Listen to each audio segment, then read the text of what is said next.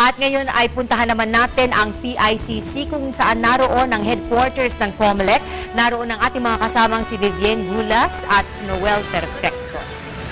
Yes, Veronica, katatapos lang ng press conference ni Chairman Sixto Brillantes Jr. dito sa PICC at sinabi niya na ilan sa ating mga kababayan sa Compostela Valley at sa Baguio City, tig-isang presinto ay hindi makaboboto ngayong araw. Ito ay dahil yung mga balota ay hindi nakarating sa mga presinto nila.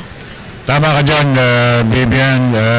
Pero clarify niya na wala nang pag-asa pang magkaroon ng what do you call it, special elections because it would cost the COMELEC mga more or less mga 5 million pesos.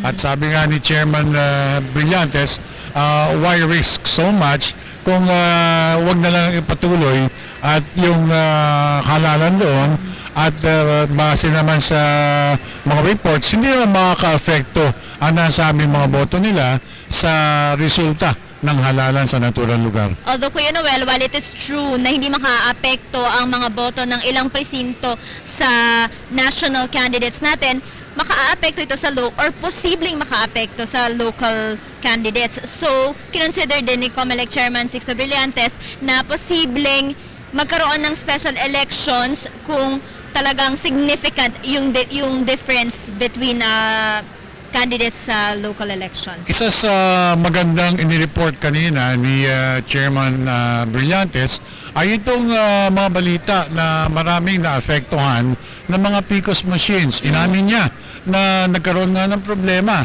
More or less, umabot sa bilang na 200 PCOS machines out of 78,000 PCOS machines nationwide. Pero maliit pa rin ito, hindi masyado makaka-apekto.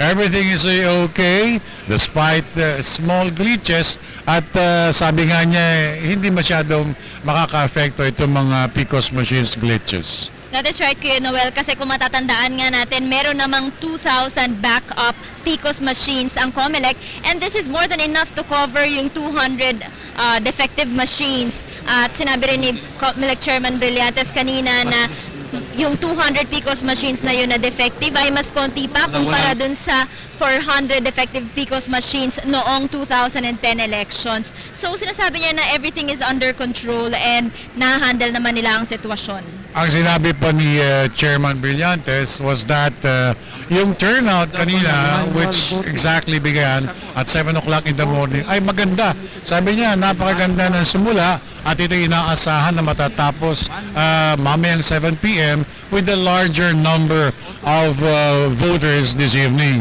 Pero yung sinabi mo yung about the no extensions, tuloy po yun. Hindi po magkakaroon ng any extension ang COMELEC provided na matindi ang nangyari sa nasabing lugar. Again, wala pong extension ng halalan. So, ulitin ko lang, Kuya Noel, na 70% ang target voters turnout ni COMELEC Chairman Brillantes ngayong eleksyon na ito, at ito ay mas maliit kumpara sa 76% na voters turnout noong 2010 elections. Although medyo expected na rin yan, Kuya Noel, kasi noong namang 2010 elections, presidential elections yon. Nung tinanong nga siya ng media man tungkol dito sa proklamasyon ng 12 mga Senate possibles, sabi niya, hopefully by Wednesday midnight, pag nakalap na lahat yung mga resulta, magkakaroon na po tayo ng 12-man slate ng bagong mga senador sa Wednesday. Well, that's good news. And another good news na binanggit ni COMELEC Chairman Brillantes kanina ay mas konti daw or mas maikli yung pagpila ngayong taon ng mga voters kumpara noong nakaraang taon.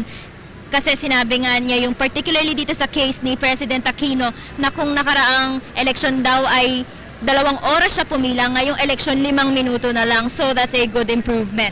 It's already 2:25 in the afternoon at mamaya po dadagsa mga pag natapos ng 7 p.m. mga resulta.